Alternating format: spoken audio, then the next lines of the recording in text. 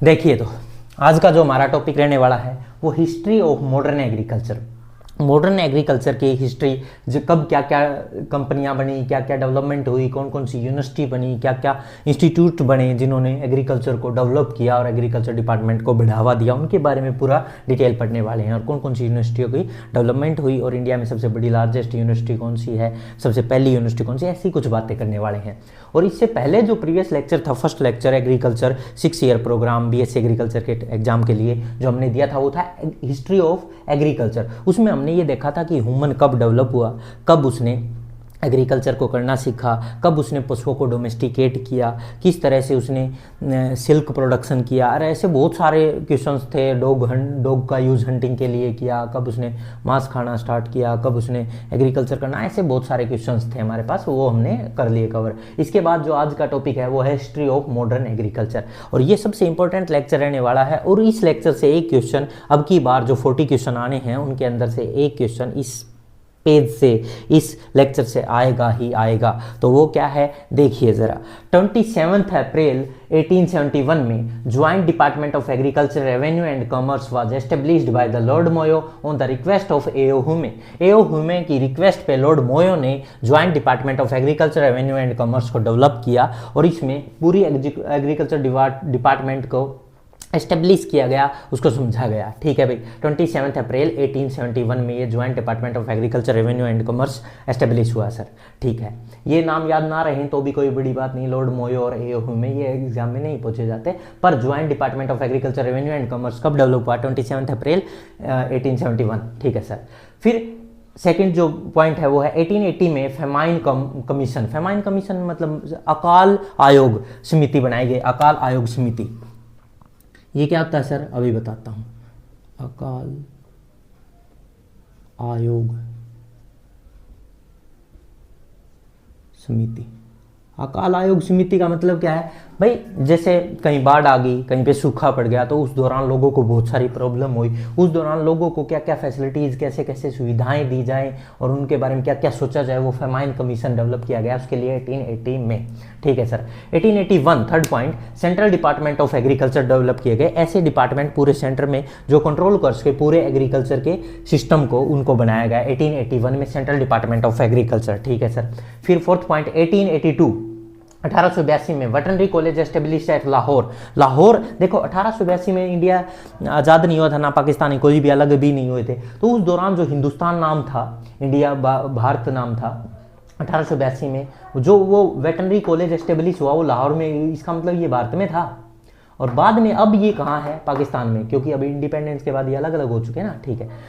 1905 establish IARI। IAR का मतलब है imperial agriculture research institute, imperial agriculture research institute. पर इंपीरियल जहां भी वर्ड आए उसका मतलब आज के टाइम इंडियन है, इंडियन एग्रीकल्चर रिसर्च इंस्टीट्यूट भी कह सकते हैं हम। 1905 में IARI एस्टेब्लिश हुआ, 1905 में।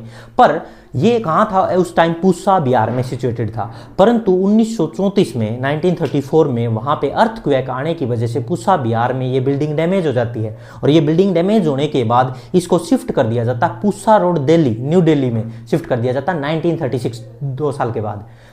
1934 में वो डैमेज हुई बिल्डिंग, पर 1936 में इसको न्यू दिल्ली में शिफ्ट कर दिया जाता है और इसका नाम भी अलग रख दिया जाता है, क्या, Indian agriculture research institute. Imperial को अब क्या कहेंगे, आज़ादी के बाद क्या कह रहे हैं आज के time, Indian agriculture research institute. तो देखिए, establish IARI imperial agriculture research institute at Pusa Bihar में था, बट इन 1934 या 1934 बिल्डिंग डैमेज होगी ड्यू टू अर्थक्वेक, भूकंप आने की वजह से। And 1936 shifted to New Delhi, और इसको न्यू दिल्ली में शिफ्ट कर दिया जाता है। After independence Indian agriculture research institute इसका नाम रख दिया गया। 1906 1906 में forest research institute FRI at Dehradun.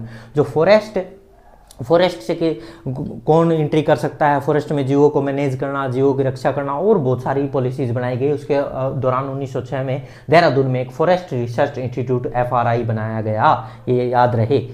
16 July 1929 1929 imperial का मतलब इंडियन है भाई, नाउ इंडियन कहेंगे। Indian council of agriculture research, Indian council of agriculture research ICAR का पहले नाम था imperial council of agriculture research, पर आज के दिन इसको क्या कहेंगे, Indian council agriculture research ICAR institute. ये इतने ज़्यादा पीक पे था, इसने 101 तो ICAR इंस्टीट्यूट बनाए और 71 एग्रीकल्चर यूनिवर्सिटीज डेवलप कर दी, और ये वर्ल्ड का सबसे बड़ा सिस्टम था एग्रीकल्चर का। ऐसा सिस्टम कोई भी वर्ल्ड में कोई भी देश नहीं कर पाता जैसा कि इंडिया में ये हो रहा था। अरे समझ में आया?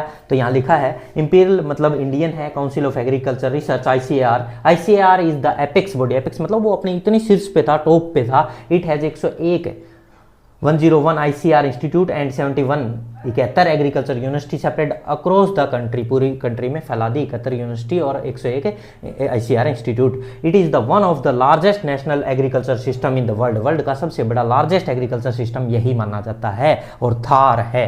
ठीक है भाई। नेक्स्ट 1935 में RBI मतलब reserve bank of India was established for coordinating guiding के लिए और managing research and education in agriculture. RBI को डेवलप किया गया 1935 में ताकि पैसे की तरफ से कोऑर्डिनेशन मिले, मैनेज किया जाए, रिसर्चेज को मैनेज और एजुकेशन दिया जाए एग्रीकल्चर में। RBI का मतलब यहाँ वही है जो तुम सोच रहे हो, रिजर्व बैंक ऑफ इंडिया। उसने पूरा सहयोग दिया, उसने मैनेज किया, एजुकेट किया एग्रीकल्चर के बारे में। 1935 में ये डेवलप हुआ। ठीक है sir. 17 November 1960 first agriculture university GB Pant university of agriculture and technology. GB Pant university of agriculture and technology ये पहली एग्रीकल्चर यूनिवर्सिटी थी, 1960 में डेवलप हुई 17 नवंबर को। ठीक है। GB Pant university of agriculture and technology, इसको पंतनगर यूनिवर्सिटी भी कहा जाता है, पंतनगर यूनिवर्सिटी। और ये यूपी में, उत्तर प्रदेश में है। इसको जवाहरलाल नेहरू ने बनवाया था। एक और खास बात बताता हूँ इसी टाइम पे, जो 1960 है ना, यहाँ पे एक स्टार लगा के एक चीज़ और लिख लें, मिड 1960 मतलब बात है 1966 से 1967 के करीब की। और इसमें ग्रीन रिवॉल्यूशन आया था। क्या आया था? ग्रीन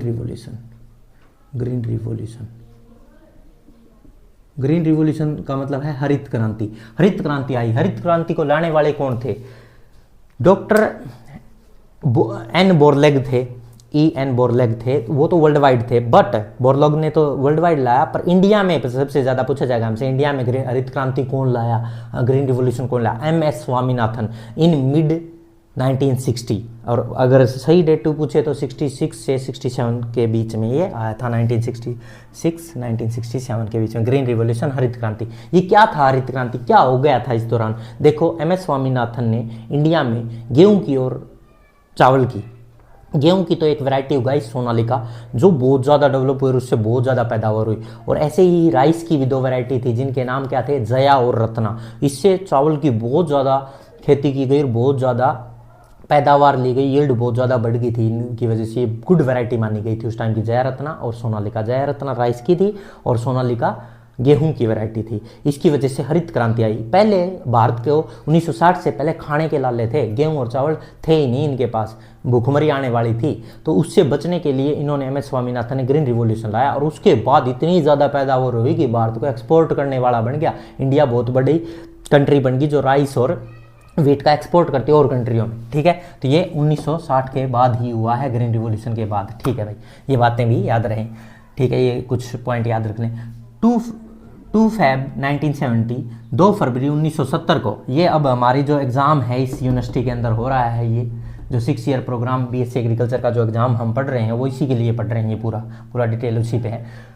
2 फरवरी 1970 को HAU एस्टेब्लिश हुई है, हरियाणा एग्रीकल्चर यूनिवर्सिटी, 2 फरवरी 1970 में। और 31 अक्टूबर 1991 में इस हरियाणा एग्रीकल्चर यूनिवर्सिटी का नाम, 31 अक्टूबर 1991 में इसका नाम बदल दिया गया HAU, हरियाणा एग्रीकल्चर यूनिवर्सिटी से इसका नाम CCSHAU मतलब चौधरी चरण सिंह हरियाणा एग्रीकल्चर यूनिवर्सिटी, चौधरी चरण सिंह हरियाणा एग्रीकल्चर यूनिवर्सिटी रख दिया गया। कब? 31 अक्टूबर 1991 के अंदर ऐसा हुआ। चौधरी चरण सिंह हरियाणा एग्रीकल्चर यूनिवर्सिटी इसका नाम रख दिया गया। ये लार्जेस्ट एग्रीकल्चर यूनिवर्सिटी है हरियाणा के अंदर।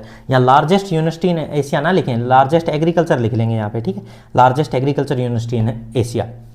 इसके फर्स्ट वाइस चांसलर HAU के कौन थे? AL Fletcher. एल फ्लिचर्स इसके फर्स्ट वाइस चांसलर थे एचयू के। और प्रेजेंट जो वाइस चांसलर है वो है doctor B R Kamboj. Doctor B R Kamboj तो आज के टाइम है, और जो ए एल फ्लिचर थे वो फर्स्ट पहली बार एचयू जब डेवलप हुई तो उसमें वाइस चांसलर फर्स्ट टाइम बनाया गया वो थे ए एल फ्लिचर। और आज के टाइम जो 2025 चल रहा है उसके अंदर डॉक्टर बी आर कैम्बोज हैं। ठीक है भाई। 1 दिसंबर 2010, 1 दिसंबर 2010 लुवास। लुवास का मतलब क्या है? हरियाणा में। ये दोनों जो यूनिवर्सिटी है ये हरियाणा हिसार के अंदर सिचुएटेड है, हरियाणा हिसार डिस्ट्रिक्ट के अंदर सिचुएटेड, ये भी और ये भी। ये जो लुवास है ये इसके अंदर ही चलती थी एचयू के अंदर, अब इसको निकाल के अलग किया गया 1 दिसंबर 2010 को। इसकी फुल फॉर्म है Lala Lajpat Rai university of veterinary and animal science. Lala Lajpat Rai university of veterinary and animal science, LUVAS, LUVAS, Lala Lajpat Rai university of veterinary and animal science. ठीक है भाई, animal science. Present vice chancellor है लुवास के वो डॉक्टर नरेश जिंदल है, डॉक्टर नरेश जिंदल। ये बातें याद रहें। अब कुछ हिस्ट्री जो इंडिया और हरियाणा से रिलेटेड है, सबसे पहले कौन थे और आज के टाइम कौन है, ऐसी बातें। First agriculture minister in India Rajendra Prasad रहे हैं भाई। पहले एग्रीकल्चर मिनिस्टर जो कृषि मंत्री बोला जाता है, पहले कृषि मंत्री कौन थे? राजेंद्र प्रसाद। आज के टाइम कृषि मंत्री कौन है प्रेजेंट टाइम में Indian agriculture minister in India? Shivraj Singh है। इंडिया में जो आज कृषि मंत्री हैं वो कौन है? शिवराज सिंह। हरियाणा में फर्स्ट एग्रीकल्चर मिनिस्टर कृषि मंत्री कौन थे? शेर सिंह। और आज के टाइम हरियाणा के जो मिनिस्टर हैं वो है श्याम सिंह राणा। आज के टाइम कौन है? श्याम सिंह राणा। ऐसे ही 2 बातें और मैं लिखवाना चाहूँगा तुम्हें ICAR के बारे में। ICAR के जनरल डायरेक्टर हैं वो कौन थे? जो फर्स्ट डायरेक्टर हैं ICAR के वो थे बेंजामिन प्यारे पाल। और आज के टाइम है वो डॉक्टर हिमांशु पाठक हैं ICAR के जनरल डायरेक्टर। तो इनके बारे में भी कुछ 2 बातें लिख ली जाए। कहाँ पे दिखाई देगा? ICAR के फर्स्ट, यहाँ लिख देता हूँ। देखिए भाई, स्टार लगा लें और लिख लें इसको। ICAR के फर्स्ट डायरेक्टर जनरल मतलब DG, फर्स्ट DG का नाम था बेंजामिन प्यारे पाल। तो लिख लेंगे नाम बेंजामिन प्यारे